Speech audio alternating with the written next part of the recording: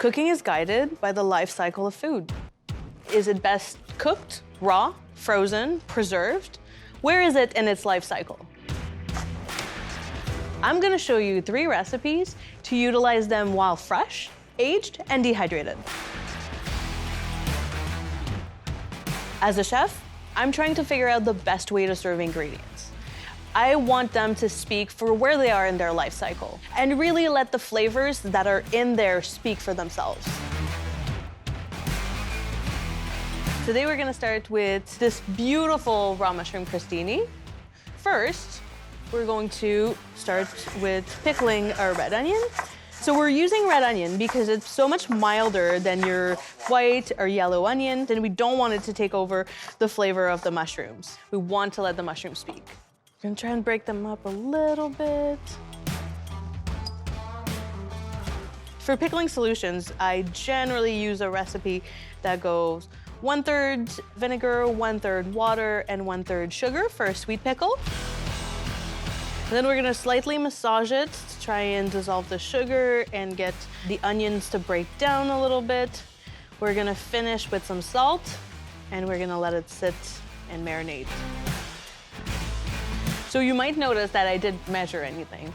So this is the taste. So we're gonna taste or marinate a little bit. It's delicious, but you can adjust it. Feel free to play around with it. There's no right or wrong. This is your food. I like to use raw mushrooms because that's how you taste their personality. They're at their prime, so they're almost creamy, a little meaty, a little aromatic. They're so expressive. See, this parsley is also very young. There's no need to cut it. You just want to release some of those beautiful essential oils. We're gonna add a little zest and zip. Then just a little lemon juice. You don't want to saturate your mushrooms. You want to keep their texture, but you want that beautiful acidity to bring out some contrast. So we're gonna season because we're building depth of flavor and we want to do it every step of the way.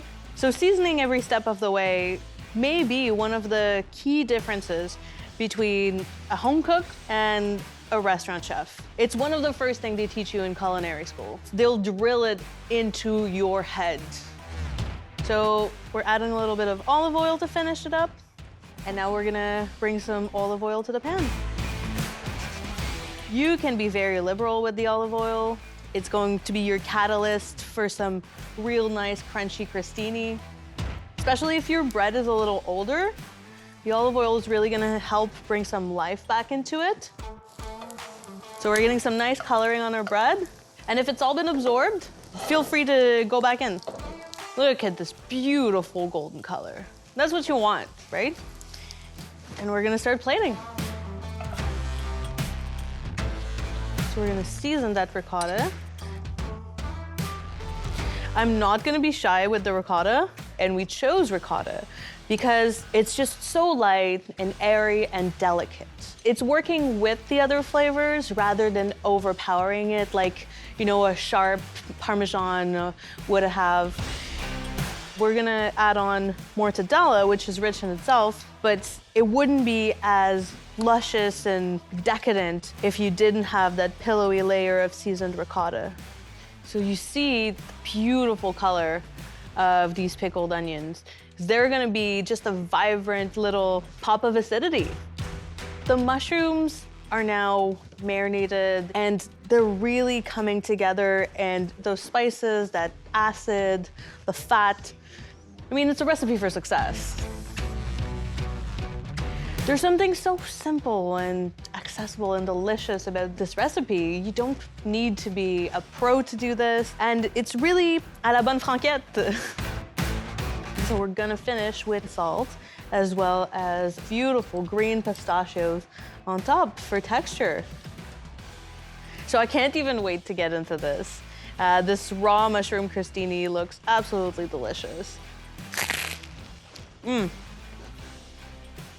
It's crunchy, it's warm, it's acidic, it's everything you want from the perfect snack. So I can't wait to get into our next recipe, an enoki mushroom steak, full of meaty goodness. but I'm gonna have another bite. I love the idea of taking something like this enoki mushroom and transforming it into a meaty, juicy steak. Enoki are some of these mushrooms that can use a few days of aging and still be perfectly delicious. So all these roots, I'm gonna keep them because later on we can dehydrate them for a stock or even a base for a sauce. We're gonna take these garlic cloves and we're gonna smash them just to get all the flavor out of them. And then with a little bit of olive oil, and by a little, I mean as much as you want, we're going to make them fragrant with a good amount of thyme because those mushrooms are going to absorb all of that flavor. Oh, it smells so good, and we haven't even added anything to it yet. This is gonna look like a lot in your pan, but this won't stay that crowded for long. There's so much water in these mushrooms that as they cook down, they're gonna shrink and they're gonna turn into this golden, delicious steak. We're gonna season every step of the way.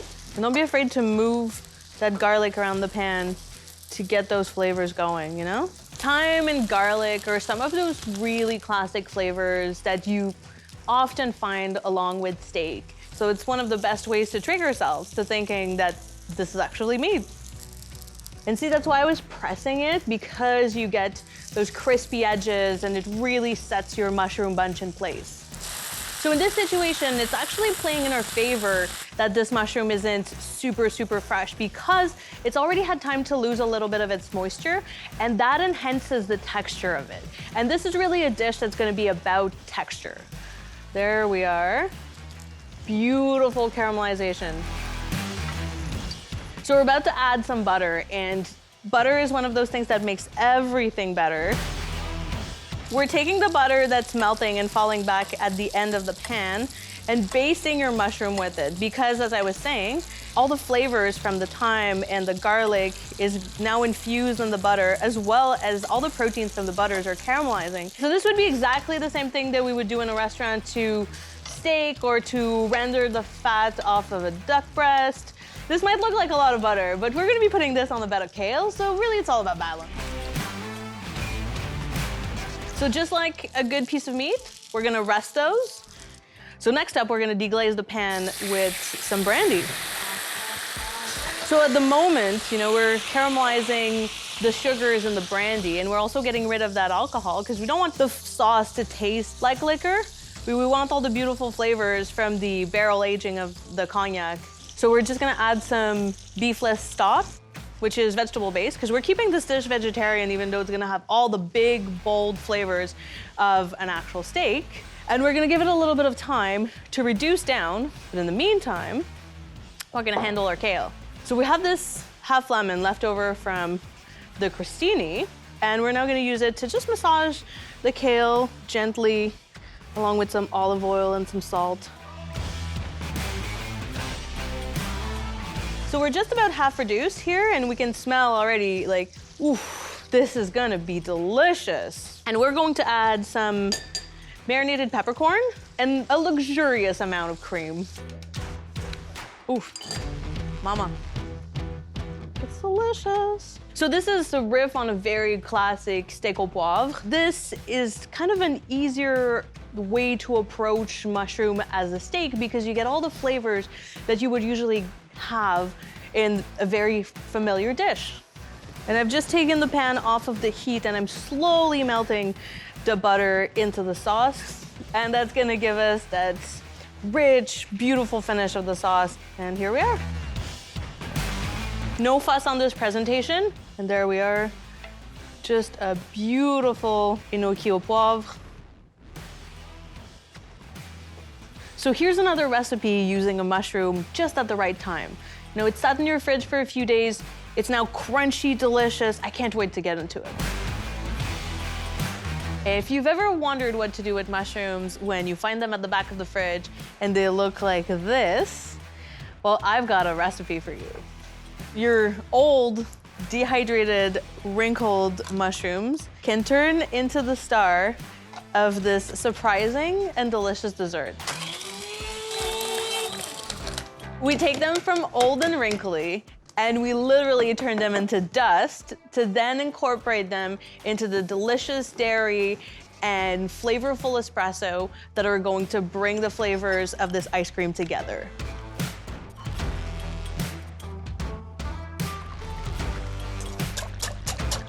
You go to work for this dessert, but it's worth it. So we've picked espresso powder rather than fresh espresso because the espresso powder allows us to infuse more flavor without diluting the fat content of the cream and getting that perfect airy texture. And we're just gonna bring it to a soft peak. That's a soft peak.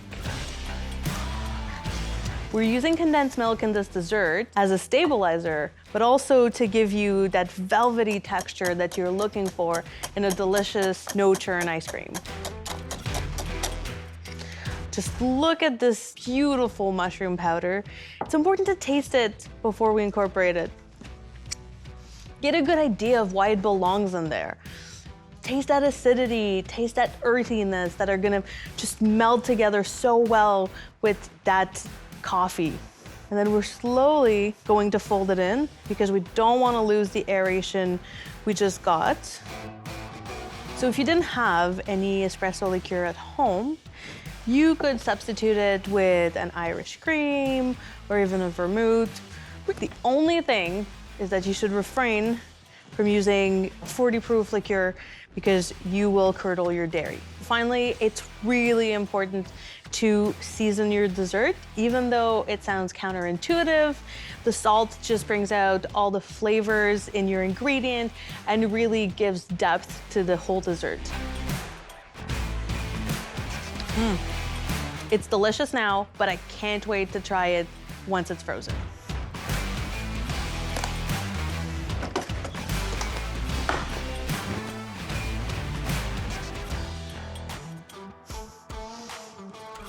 It almost tastes like a coffee-flavored chocolate bar. How beautifully does it scoop?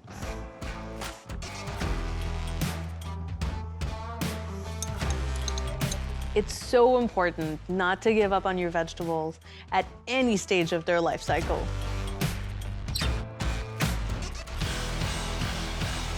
I'm Dominique Dufour.